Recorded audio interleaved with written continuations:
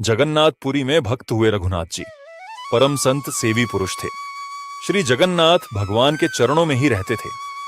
पति पत्नी दोनों साथ निवास करते थे।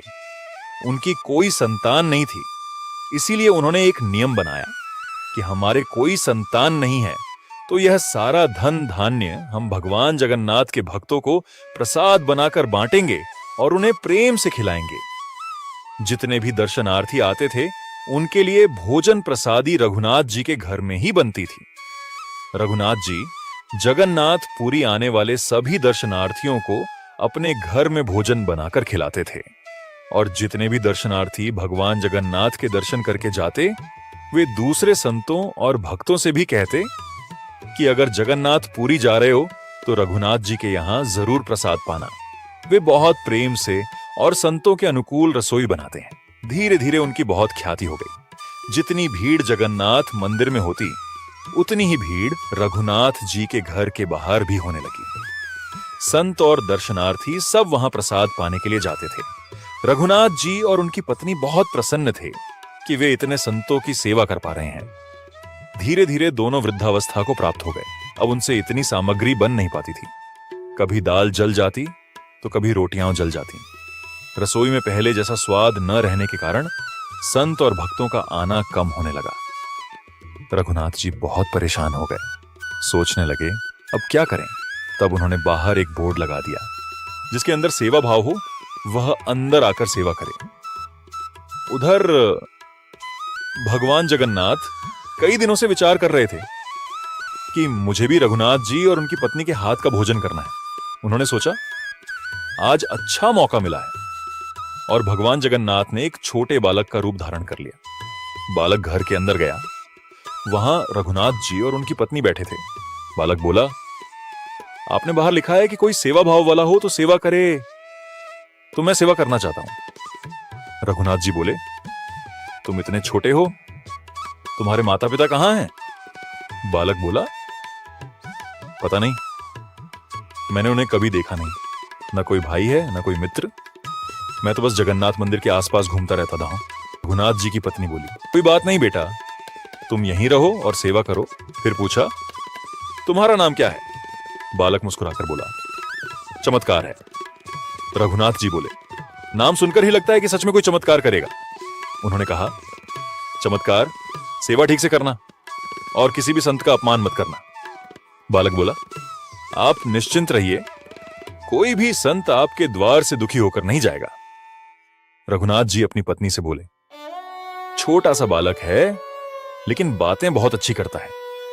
फिर बोले, सुबह सब्जी रोटी और बहुत सारा भोजन बनाना होगा। यहां सैकड़ों संत आते हैं तो सब कुछ तुम्हें वहीं बनाना पड़ेगा। हम थोड़ा बहुत सहायता कर देंगे। बालक बोला, आप चिंता मत कीजिए, मैं खीर रबड़ी रायता रोटी और कई तरह की सब्जियां बना दूंगा। रघुनाथ जी आश्चर्य में पड़ गए। इतना छोटा बालक और सब कुछ आता है। बालक मुस्कुराया, दुनिया का कोई काम नहीं जो मुझे नहीं आता हो। फिर बोला, और सुनिए, झाड़ू पोछा बर्तन भी मैं कर दूंगा। रघुनाथ जी बहुत खुश हो गए। वाह, बहुत अच्छा सेवक मिला है। बालक बोला, अब मेरी शर्त सुनिए। रघुनाथ जी बोले, अच्छा तुम्हारी भी शर्त है, बताओ क्या शर्त है? बालक बोला, मैं सबको बनाकर खिलाऊंगा, लेकिन मुझे आप अपने हाथों से भोजन कराएंगे। रघुनाथ जी की पत्नी बोली, इतना छोटा बालक है, ज्यादा क्या खाएगा, मैं इसे अपने हाथ से खिला दूंगी। बालक बोला, और एक शर्त है, मैं कितना भी खाऊं आप मुझे कभी टोकेंगे नहीं। रघुनाथ जी बोले, हम क्यों टोकेंगे बेटा, तुम प्रेम से खाओ। बालक बोला, और ये बात किसी को मत बताना, अगर आपने बता दी तो मैं उसी दिन अंतर्ध्यान हो जाऊंगा। रघुनाथ जी बोले, हम वचन देते हैं किसी से कुछ नहीं कहेंगे। बालक बोला, तो ठीक है, कल से सेवा शुरू।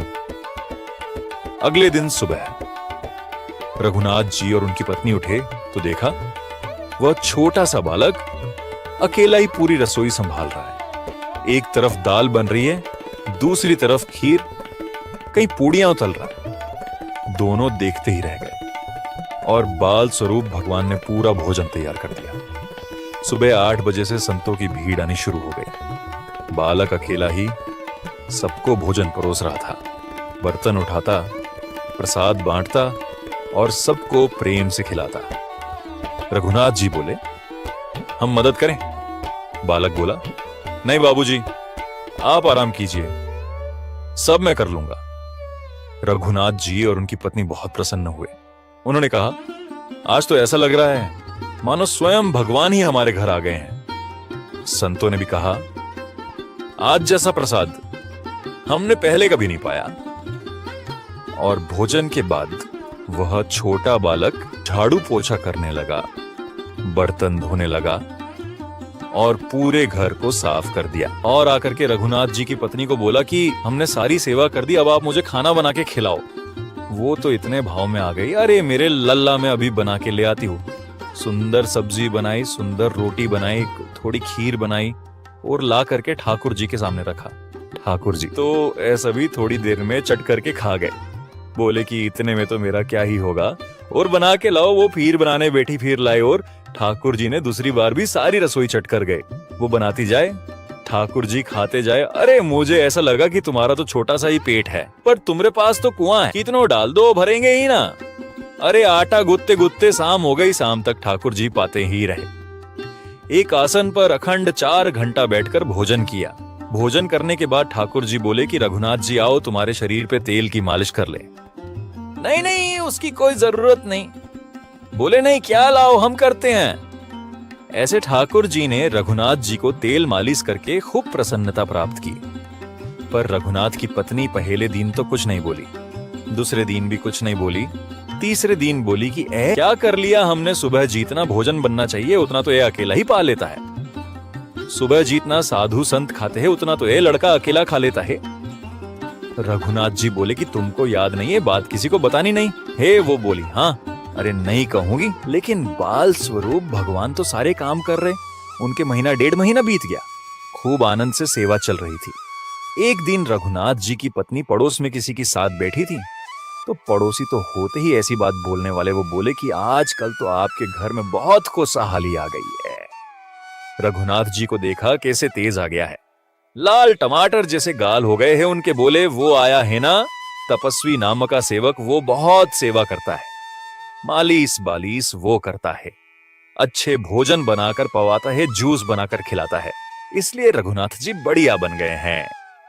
पर रघुनाथ जी तो बढ़िया हो गए हैं, तुम सुख गई हो, तुम इतनी पतली दुबली क्यों हो गई? मेरा दुख कौन जाने, वो सबकी सेवा करता है पर अपनी सेवा मुझसे करवाता है। अरे छोटा सा तो है, ऐसा मटक मटक के जाता है, हम तो उसको देखने के लिए बाहर खड़े रहते हैं। कितना बढ़िया लड़का है। कई लोग तो सिर्फ देखने के लिए ही आते हैं कि कैसे सब्जी परोस रहा है, कैसे पुड़ी परोस रहा है, कितना अच्छा लगता है। छोटा सा तो है, उसकी क्या सेवा करनी पड़ती है। अरे बहन, तू क्या जानो, 10-15 किलो आटे की पुड़िया खा जाता है, मैं तो रोटी दाल बना बना के थक जाती हूँ। पता नहीं पेट है, कुआं है कि समुद्र है।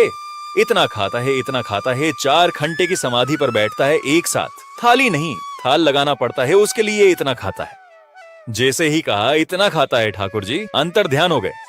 रघुनाथ जी ने बुलाया, चमत्कार कहाँ गए? अरे ओ बेटा, कहाँ हो? जल्दी आओ, चलो थोड़ी देर बैठे सत्संग करे, कीर्तन करे। चमत्कार नहीं आया, पूरे घर में खोज लिया ठाकुर जी, कहीं नहीं मिले। आस पास में देखा, पड़ोसियों से पूछ लिया, नहीं मिले। सब्जी मंडी देख लिया पर नहीं मिले, पूरा जगन्नाथ पूरी शहर देख लिया, फिर भी ठाकुर जी नहीं मिले। रघुनाथ जी बड़े उदास हो गए, पत्नी से कहने लगे, पता नहीं कहां चला गया। देवी, तुमने उसे ऐ तो नहीं कह दिया कि तुम इतना क्यों खाते हो? बोले, नहीं नहीं, मैं अपने कान पकड़ती हूं, मैंने उसे ऐसा नहीं कहा है। बोले, किसी और से तो नहीं कहा था ना? क्योंकि उसने वचन दिया था कि ऐसा कहोगे तो मैं चला जाऊंगा। बोले, हाँ आज एक गलती हो गई, पड़ोसी के पास बैठी थी, उसे बात करते करते मैंने बोल दिया कि लड़का तो बहुत खाता है, हाँ इसलिए वो चला गया है। उसको पता चल गया कि तुमने ऐसा बोला है, इसलिए वो घर छोड़कर चला गया। रघुनाथ जी और उनकी पत्नी दोनों भगवान जगन्नाथ के देहली पर जाके बैठ गए। जाकर के ठाकुर जी के आगे हाथ फैला करके बोलने लगे कि नाथ, हे नाथ, आपने हमको संतान नहीं दिया, पुत्र पुत्री कुछ भी नहीं दिया, हमने कभी उसकी अपेक्षा नहीं की, हमने कभी आपसे शिकायत नहीं की, आपने हमें संतान क्यों नहीं दी। पर एक सेवक हमारे यहाँ आया, जैसे ही वो आया हमारे यहाँ संतों की सेवा होने लगी, हमारे यहाँ कीर्तन होने लगा, हमारे यहाँ सत्संग होने लगा। वो सेवक ने आपसे बहुत प्रेम करवा दिया था ठाकुर जी। हम आज आपको दोनों भीख मांग रहे हैं, हमें कुछ मत दीजिए, आप भी मत मिलिए इस जन्म में, लेकिन हमारे वो सेवक चमत्कार को वापिस कर दीजिए भगवान, वो जहां कहीं भी हो हमको वापिस भेज दो। ऐसा कहकर के रुदन करने लगे, नेत्रों से आंसू गिरने लगे। इतने में ही स्वर सुनाई दिया, बाबूजी। वो सेवक चमत्कार का स्वर सुनते ही पीछे मुड़े, देखा तो पीछे तो कोई दिखा नहीं। बोले, यहां देखो। वापस जगन्नाथ जी की ओर देखा तो जगन्नाथ जी की जगह स्वयं चमत्कार सेवक खड़ा है, सामने खड़े होकर उनको आशीष दे रहा है। रघुनाथ जी तो भाव विभोर हो गए, बोले, कैसी कृपा आपकी, आप ही थे क्या? हाँ, इतने अच्छे भोजन, इतने अच्छे भजन मेरे अलावा कौन करता है? आपने संत सेवा के लिए सेवक मांगा था, इसलिए मैं ही आपके वहां आया था। और श्री रघुनाथ जी के ऊपर अद्भुत कृपा करके भगवान ने उसे कृतार्थ किया। अगर वीडियो अच्छी लगे तो लाइक सब्सक्राइब जरूर करें और कमेंट में लिखे जय जगन्नाथ।